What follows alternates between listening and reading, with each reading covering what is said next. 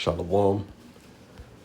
I want to give all praises, honor, and glory to Yahweh, Bahashem, Yahushai, Bahashem, Rachakodash. I want to give double honors to the apostles and elders of Great Millstone, because those are the men who I learned this truth from through the spirit and power of Yahweh, Bahashem, Yahushai. Yahweh is the true name of the God of Israel. Yahushai is to the world ignorantly calls Jesus Christ, but his one and only true name is Yahushai. And pretty much I just wanted to wrap up my lessons concerning the Assyrians and the role that they played in putting heathens into Samaria and all throughout the lands of Reuben, Gad, Manasseh, ultimately where Ephraim and the northern kingdom dwelt at in the land of Israel. Why did Yahweh, the God of Israel, allow this to happen? It goes back to the curses of Deuteronomy chapter 28. So when we sinned against the Lord will use the 17 heathen nations to oppress and besiege us. All right? So that was one of the consequences of breaking the Mosaic law, which is the law, statutes, and commandments written on stone. All right? So I'm just going to show you these different Assyrian kings, how one of the war tactics that they would do was putting heathen into our land and then resettling the different northern kingdom tribes into Assyria. That's why when you read about scriptures like Jonah and it says like the Assyrians repented, you actually had Israelites that was all throughout Nineveh, all throughout the land of Assyria, even unto this day. So without further ado, let's read a little bit about it. So this is what I typed in on Google. Assyrians always took people out of their land and resettled them in Assyria. So this is the AI overview. It says the Neo-Assyrian Empire used a systematic policy of mass deportation and forced resettlement to control conquered populations, moving millions of people across the empire rather than strictly relocating everyone back to the Assyrian heartland. It says goals of resettlement: breaking resistance separated rebellious groups from their homelands to crush hopes of a return to a self-governance or future revolt. So this is why they did that to the northern kingdom under the different Assyrian kings, but mainly under Sargon II. When you read the Sargon inscriptions, which links up with 2 Kings 17, it says boosting labor, transfer skilled workers, scribes, and farmers to areas of high economic or strategic need within the empire.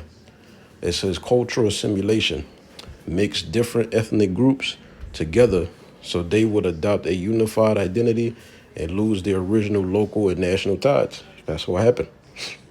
It says how the system worked. Two-way exchanges. Conquered populations were often swamped, where people from Region A were moved to Region B, and people from Region C took their place. Selective deportation. Elites, craftsmen, and scholars were frequently targeted for relocation to central cities like Assur or Nineveh to serve the royal administration.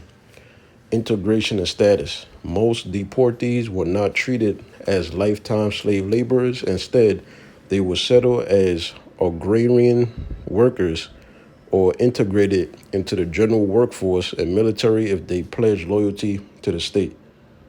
All right? So that's why they did that. So let me show you an example that happened before the book of 2 Kings 17. So this is 1 Kings 5, and this is dealing with the descendants of Reuben. It explains why they're not the firstborn son, going back to the book of Genesis, where Reuben slept with one of Jacob's concubines. That's why the kings that govern the whole 12 tribes don't come out of Reuben. That's why Judah is the top tribe. Now, this is 1 Chronicles 5 and 6. It says, and Bera, because it's going into the sons of Reuben, when you read the third verse, Bera was the leader of the Reubenites when they were taken into captivity by King Tiglath-Pileser of Assyria. So this particular Assyrian king, he took them into captivity. he brought this sect of Reubenites back to Assyria and relocated them. All right. So this was a tactic that the Assyrians, they always did. So now let's go down here. This is First Chronicles 5 and 26. So the God of Israel calls King Pul of Assyria, also known as Tiglath-Pileser, to invade the land and take away the people of Reuben, Gad, and the half-tribe of Manasseh as captives.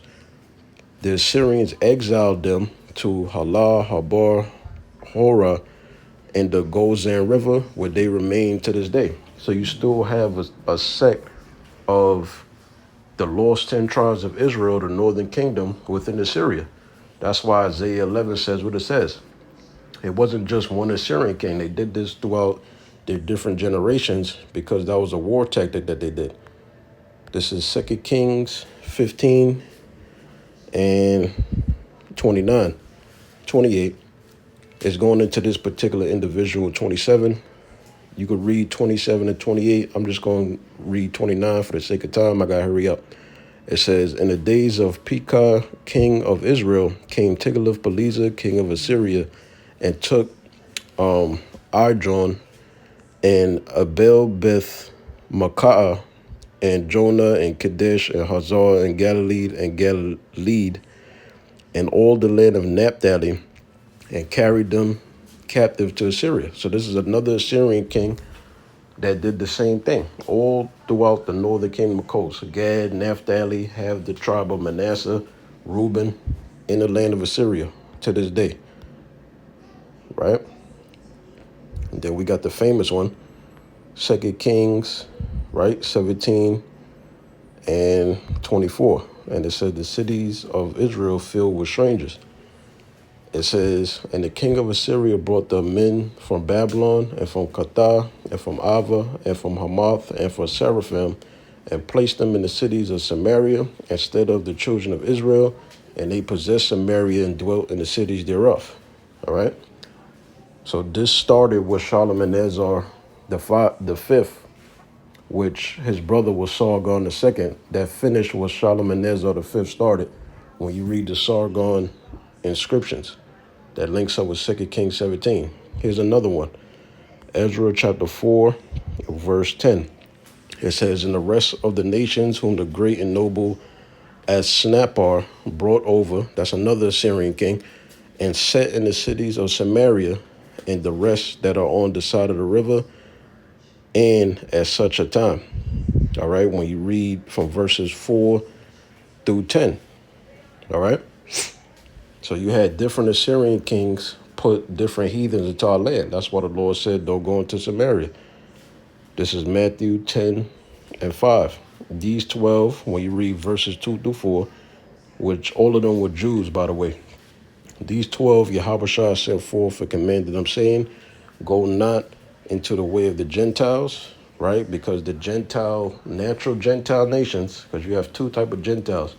The Israelite foreigners that were looked at as Gentiles because of their uncircumcision and the outward appearance. And then you have the natural heathen Gentiles, which is the 17 heathen nations. So they were dwelling in Samaria, going back to what? The sins of Jeroboam, right?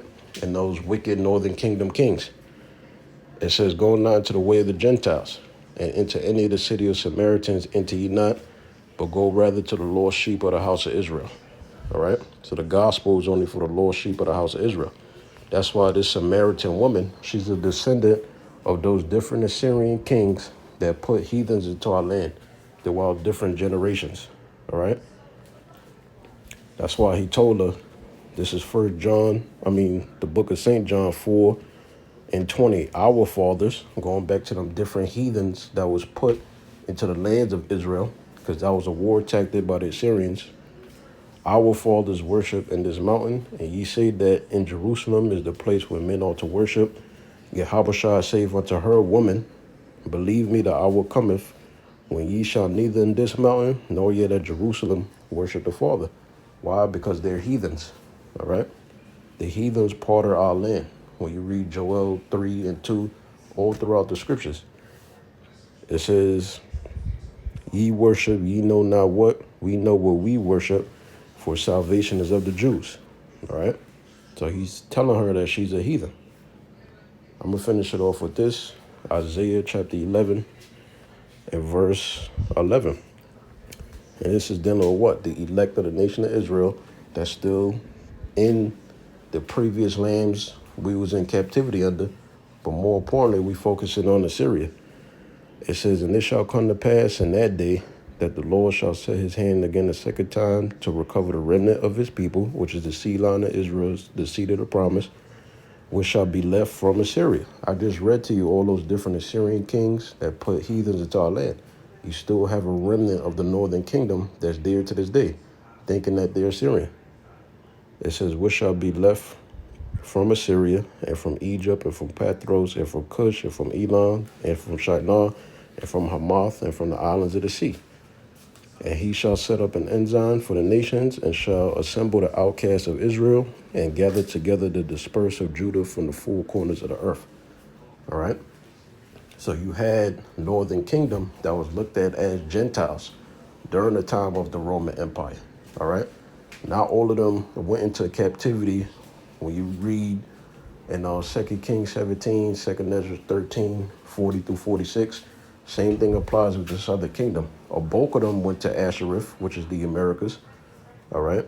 A bulk of the southern kingdom went through all the different slave trades, but you still had a remnant that was in the lands that we was once in captivity under.